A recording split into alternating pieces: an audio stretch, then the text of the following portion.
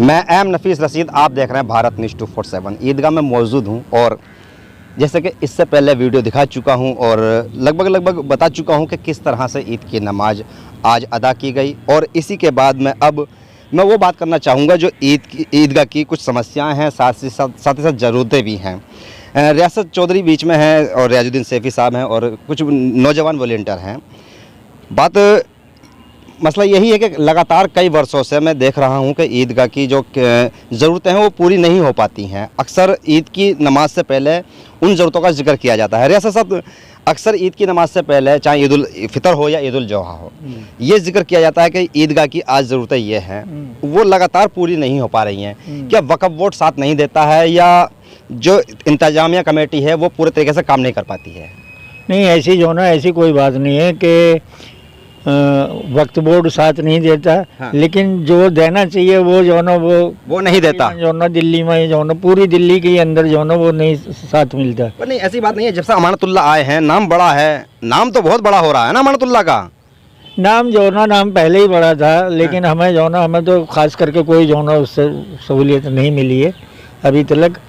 और जो हमारी यहाँ की कमेटी है बनी हुई, हाँ। चाहे वो रजिस्ट्रेड है वक्फ बोर्ड से ही, चाहे वो लोकल जो ना हमने अपनी बनाई हुई है, लेकिन वो जो ना पूरा ताउन करती है और लगी रहती है। वक्फ बोर्ड कुछ नहीं कर रहा इसमें। वक्फ बोर्ड में जो ना वक्फ बोर्ड से हमें कोई जो ना ऐसी मदद नहीं मिल पाती है। नहीं, फिर भी सुनने में तो आता है कि भाई लगातार ये कोशिश रहती है। जो ना आपने ये भी तो सुना होगा कि बहुत सी मस्जिद और बहुत से मदरसे जो दिल्ली के अंदर ही हैं वही जो ना वही वीरान पड़े हुए हैं वक्फ बोर्ड के। तो इस तरीके से जो वक्फ बोर्ड में काम होना चाहिए, हाँ। वो नहीं हो पाता। अच्छा, नहीं, फिर भी एक बात आती है रियासत साहब कि अगर आप शिकायत करेंगे, वहाँ तक चिट्ठी पहुँचाएंगे तो कार्रवाई क्यों नहीं होगी? नहीं होती कार्रवाई।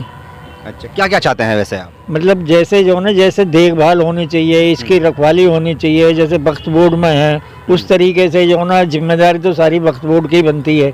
जो उसकी कमेटी है, अभी एक दो आदमी बना दिया है, यहाँ की जो ना लोकल कमेटी है, तो वो जो ना वो तो ज़्यादा काम करती है, लेकिन वहाँ से जो मदद हमें मिलनी चाहिए वो नहीं मिल पाती। कुछ दिन पीछे रियाजुद्दीन सैफ़ी साहब खड़े हुए हैं, मेरी बातचीत चल रही थी, बता भी रहे थे ये कि बुजुर्गों ने जितनी खिदमत की अब युवाओं को तैयार कर रहे हैं और युवा आपके साथ देख भी रहा हूँ मैं यही जानना चाह रहा था कि अब युवाओं की तैयारी अगर आप लोग कर रहे हैं तो इस तरह कहाँ तक लेके जाएंगे? नहीं, ये युवा काम भी कर रहे हैं, पढ़े लिखे हैं। हमारे एक वकील साहब हैं और सलमान साहब हैं, ये वकील साहब हैं, तो इसमें जो ना काफ़ी ताउन कर रहे हैं।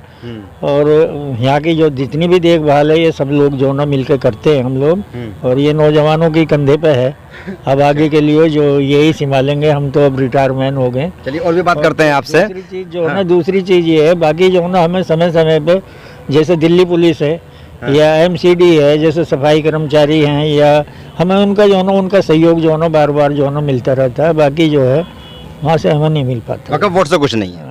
चलिए, और रियाजुद्दीन साहब, वक्फ बोर्ड की शिकायत ज़्यादा है, क्या आप लोग शिकायत करते हो या नहीं करते हो? देखिएगा जी, वक्फ बोर्ड में जब से दिल्ली सरकार के अंडर में चेयरमैन साहब हैं या CO साहब हैं, हाँ। कई बार हमने एप्लीकेशन दी है, थोड़ा सा डिले जरूर होता है, लेकिन जैसे हमारे यहाँ पर एक मुकदमा लगा हुआ है, उनके जो है वकील लोग वहाँ हाई कोर्ट में पहुँच रहे हैं, लेकिन जो प्रॉपर जो लॉ डिपार्टमेंट है उनका जो पूरे तरीके से मैं समझता हूँ ज़्यादातर वो फेलियर डिपार्टमेंट है। लॉ डिपार्टमेंट उनका ठीक से काम नहीं करता, समय पर जो है उनकी फाइलिंग पूरी नहीं होती है, बार वो डेट ले लेते हैं, किसी तरीके के मुकदमे की जो आर्गूमेंट होते हैं वो आर्गूमेंट ठीक से नहीं कर पाते हैं। यानी कि अगर मान लो आपके युवा पढ़े लिखे ना होते, खुद के एडवोकेट ना होते, खुद के घर के बच्चे मजबूत ना होते, तो आप तो परेशान हो जाते। देखिएगा जी, हमने वक्फ बोर्ड के साथ साथ हमने अपना भी एक एडवोकेट किया हुआ है, हाँ। साथ में हमारे कई जूनियर एडवोकेट उसको देखते हैं, और उस जूनियर एडवोकेट के बदौलत ये जो है हमारा इदारा जो है आप देख रहे हैं, हाँ। जिसमें 17-18 हज़ार आदमी हर 2 ईद की और बकरीद ईद की नमाज़ पढ़ने आता है। इसमें मदरसा भी चल रहा है और हमारी 5 वक्त की नमाज भी होती है, मस्जिद भी है, तमाम यहाँ के कौम के लोग आते हैं, और इसको बड़ा देखकर हमें खुशी होती है कि हमारे जो इदारे के कमेटी के लोग हैं, युवा पीढ़ी जो है वो काम कर रही है, और हमारा बुज़ुर्गों का भी साथ मिल रहा है। हमारे साथ रियासत चौधरी साहब हैं, जिन्होंने अभी बहुत सारी मेहनत करके अपना ये काम भी करवाया है। हमारे सलमान भाई हैं, फैज़ भाई हैं, ये एडवोकेट हैं, हमारे कड़कड़डुमा से हैं, और ये भाई हमारे साथ में खड़े हैं आरिफ भाई। बहुत सारे ऐसे मतलब हमारे अलग अलग डिपार्टमेंट बांटे हुए हैं, और उन डिपार्टमेंट में क्या है कि आप इस काम को देखेंगे, आप मदरसा देख रहे हैं, आप ईदगाह देख रहे हैं, आप कब्रिस्तान देख रहे हैं, मतलब हर एक की जिम्मेवारी अलग अलग है। फिर भी ऐसे साथ थोड़ा एक बात और करना चाहूँगा मैं आपसे कि इस ईदगाह, कब्रिस्तान और दरगाह है, मदरसा, मस्जिद और करबला, इन सब के ये जो इलाका है ये कितने इलाके के लिए है लगभग? जैसे कि खिचड़ीपुर है, कल्याणपुरी, कितना इलाका आता होगा? नहीं, पहले जो ना, पहले तो ये जब सन 62 में हमने देखा, तो सन 62 में ये जो ना अपनी जो ना घड़ोली से लेकर घड़ोली, दलूपुरा, कोंडली, ये सब जो ना सब इलाका इसके अंदर आता था। अच्छा, मंडावली वगैरह सब? हाँ, मंडावली वगैरह। हाँ। लेकिन फिर उसके बाद में जो ना घड़ोली में जो ना एक कब्रिस्तान छोटा सा उन्होंने बनाया था। अच्छा। पर ईदगाह तो यही है ना?